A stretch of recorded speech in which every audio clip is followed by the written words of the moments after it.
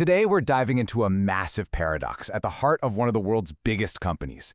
This is the story of how Walmart had its best year in history, and Wall Street basically said, so what? Let's get into it. I want you to picture this. It's February 19th, 2026, and Walmart just announced absolutely staggering results. We're talking record revenue, e-commerce is booming, everything is firing on all cylinders. And yet, the market's reaction? It was absolutely brutal. So how is it possible for a company to be doing so well and still seem to be failing in the eyes of investors? Well, here's the first piece of the puzzle. For the first time in decades, Walmart was no longer the largest company on the planet by revenue. Amazon had just dropped its own numbers and boom, they officially took the top spot. Now sure, a big slice of Amazon's numbers from cloud computing, but symbolically, man, this was seismic. The crown was gone. And this is what Wall Street thought about it. The stock tanked, down 7% on the day they announced these record numbers. Now, it wasn't just losing the #1 spot. The company also warned that the next year looked a little uncertain. And for investors, that 1-2 punch was more than enough to overshadow all the good news. But this is where the story gets really wild. To understand the paradox, you have to pop the hood and look at the engine, because that stock drop completely masks the fact that Walmart's core business has literally never been stronger. It all starts with groceries. I mean, just look at this. Walmart controls a staggering 21% of all grocery spending in the US. To put that in perspective, that is more than Kroger and Costco combined. Groceries are the absolute bedrock of their entire operation. And their lead is actually growing, but in a really surprising way. You've probably heard about this trade-down effect. Well, it's real. We're talking about wealthier shoppers, households making over $100,000 a year, who started going to Walmart to save money. And guess what? They liked what they found, and they stuck around. They account for 3/4 of Walmart's recent gains. And it's not just about the physical stores. Their online business has turned into an absolute monster. For the first time ever, their global e-commerce sales just blew past $150 billion. This isn't some little side project anymore. It is a core part of their growth machine. And the momentum here is just incredible. They've hit what you could call escape velocity.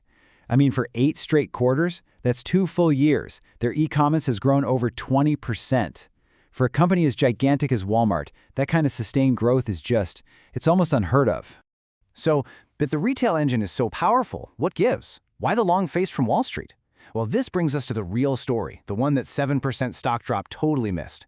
See, Walmart isn't just a retailer anymore. It's quietly transforming itself into something else entirely, a powerful, high-margin platform. Okay, so what in the world is a retail platform? Think about it like this. A normal store makes money when you buy groceries.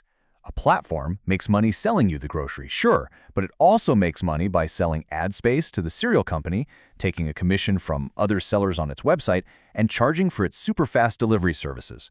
It's a way more profitable business model. And the proof is right here in the numbers. Walmart's ad business, called Walmart Connect, is on an absolute tear. It pulled in $6.4 billion last year alone. That's a 46% jump. This is not a rounding error, folks. This is a massive, highly profitable business all by itself. Now, to really grasp the potential here, just look at this comparison. Walmart's ad business is big, yeah, but it's still less than 1/10 the size of Amazon's $68 billion advertising empire. That huge gap, that's what you call a runway. There's a potential 10 times growth path right there, and that's exactly what has Walmart so excited. So the really crucial point here is how these new businesses are changing Walmart's financial DNA. Ad revenue is growing 6 times faster than their regular sales. And get this, in the fourth quarter, these high-profit services, ads, and memberships made up a full 1/3 of the company's operating income. That is a fundamental shift in how they make money. And of course, none of this platform stuff is possible without some seriously futuristic technology behind it. Walmart is going all in, automating its warehouses with AI-powered robots, and even rolling out drone delivery from hundreds of stores. They're building the logistics network of tomorrow, today. So why is this pivot to a platform so incredibly important for them?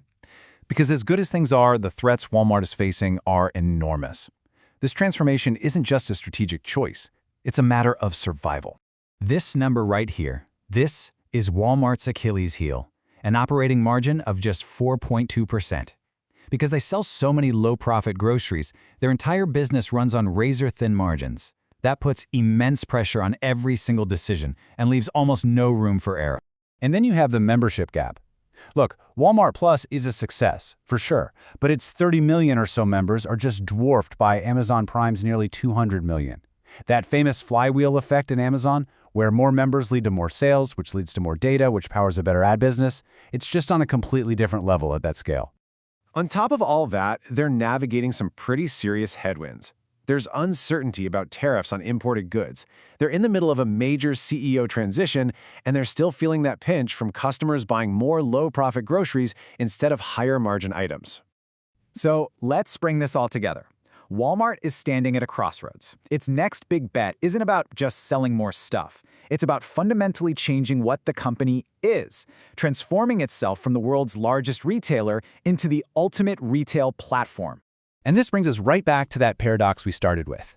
In a weird way, losing that revenue crown to Amazon might just be the best thing that ever happened to Walmart.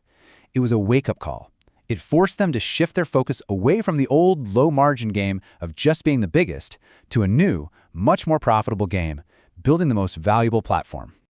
So as we look ahead, here's what you need to watch to see if this huge bet pays off.